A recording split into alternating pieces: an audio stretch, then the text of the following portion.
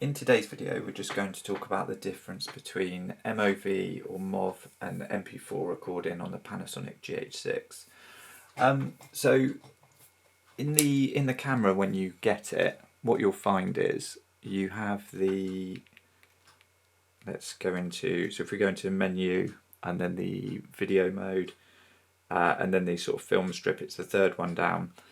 Up at the top, what you'll find is your camera will be set in the MP4 setting. So mine is in MOV at the moment, but if we go into here, we change that to MP4.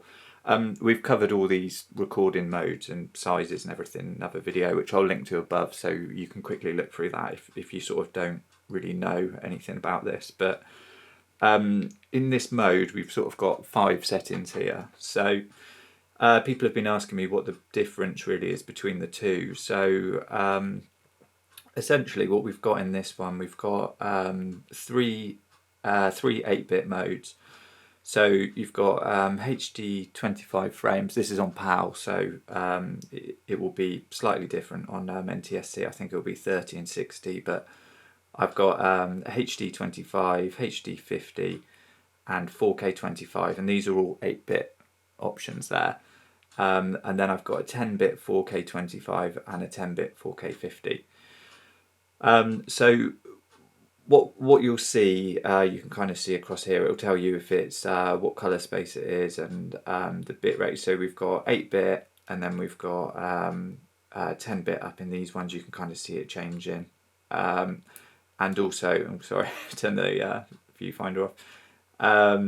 You can see here, so they're all 420 in this sort of file format, and they're also AAC relates to the audio compression. So the difference between MP4 and MOV, essentially everything in the MP4 section is slightly more compressed than MOV. So the way I kind of look at it between the two, MP4, I will shoot in that if the deliverable is basically just shooting something in a standard profile or maybe natural profile or something like that.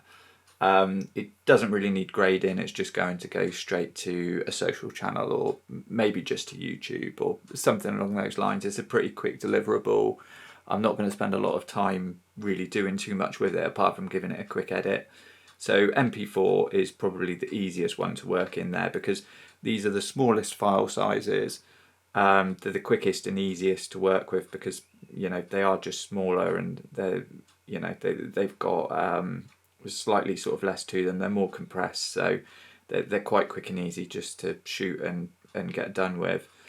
And then if there's anything you're looking at for you want to use, say, Vlog for example, I would recommend jumping into the MOV or the MOV setting because it's going to give you, for essentially all of these, if we jump back in, so we're in MOV or MOV now, as I scroll down, like I say, we've run through these in another video, but you'll be able to see all of them are 10-bit in this. So 10-bit is much better for shooting Vlog or anything that you want to colour grade, because what you'll find is if you shoot it in 8-bit, the footage will sort of start to break apart quite quickly. You get quite noticeable artifacts in the image, which obviously you don't want. So just shooting it in 10-bit is going to help with that a lot. And then the next thing we've got, you'll sort of notice as I'm flicking through these, you can see it's flicking between 420 and 422 for sort of different ones, and obviously the codecs are changing for each one. You can kind of see the megabits per second there changing, so you can see we've got some really big chunky files in there. But the 420 and the 422 sort of relates to the it's called the Chroma Sub Sampling. So it's essentially, I won't go too much into depth about it, but it's the colour information that's essentially used in each 4x2 pixel grid in the image. So by using 422, you're just getting more colour information in there, which is on a larger scale the same between 10-bit and 8-bit. So you're essentially getting more colour information anyway using 10-bit, and then it's like another step up again using 422. So if you can, if you're looking to heavily grade something using Vlog or one of those flatter profiles, then if you can stretch to it, it's worth using that. Like I say, if I quite often, if I really need all of that information in the shot, I will go to 422, and obviously I'll use 10-bit. If I don't really need it, I'll just switch back into MP4, and sometimes I'll just use these 8-bit modes because the image is still good in them.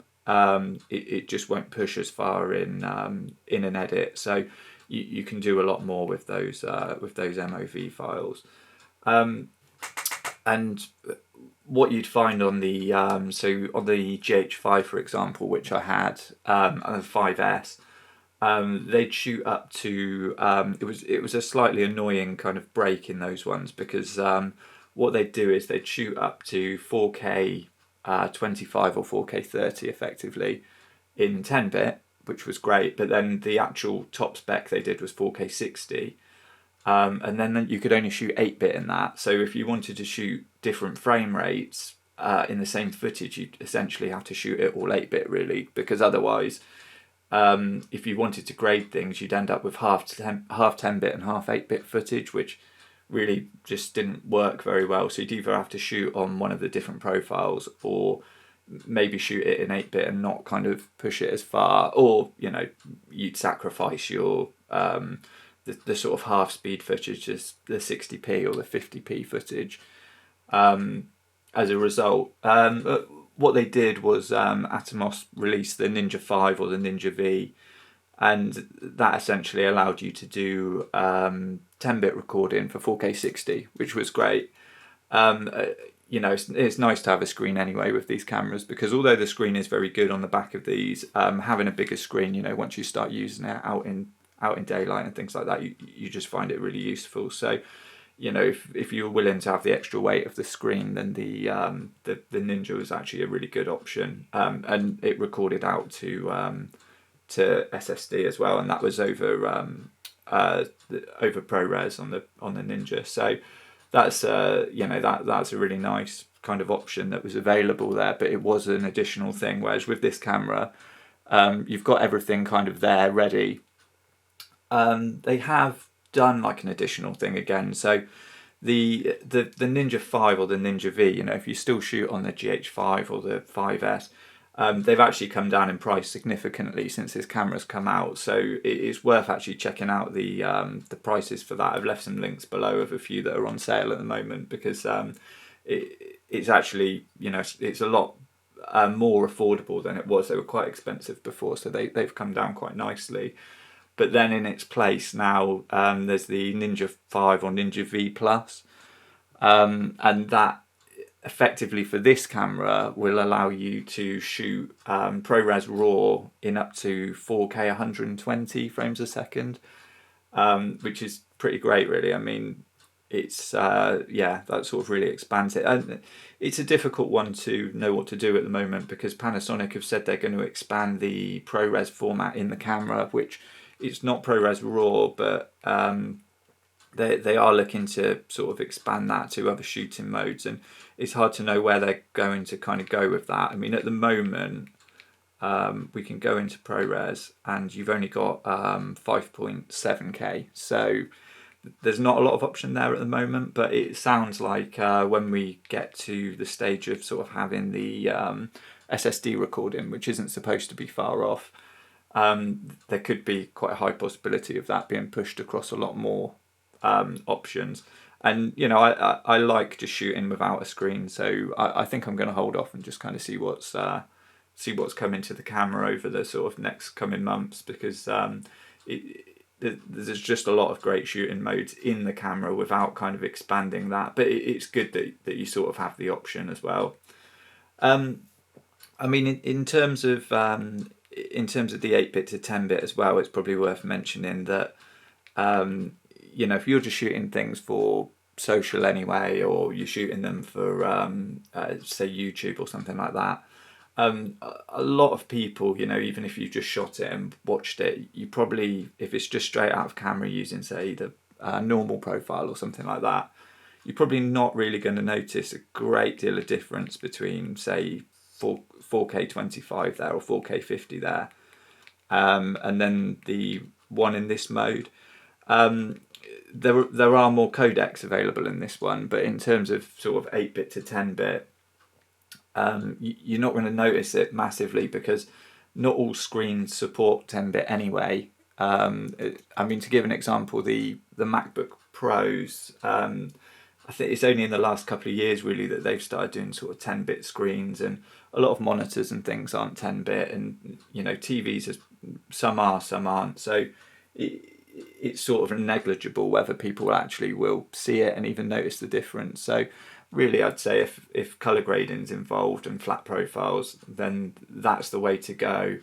But you know, if you just want to shoot quick videos that you're just going to kind of shoot and then just kind of publish or put somewhere, and you know, wherever it may be, I'd probably go for those smaller file sizes. It sort of it saves you space and storage, and it just makes life easier as well. So there is a use to both of these modes. It's just sort of knowing when to use them, I guess. But hopefully that's helped. You know, you can drop any comments and I'll sort of try and answer them. I'm not the most knowledgeable about all the sort of really in-depth technical bits on this, but I'm sure other people will be able to help in the comments. And you know, it's hopefully that's given you at least a good overview of when to use those modes and why you would use them.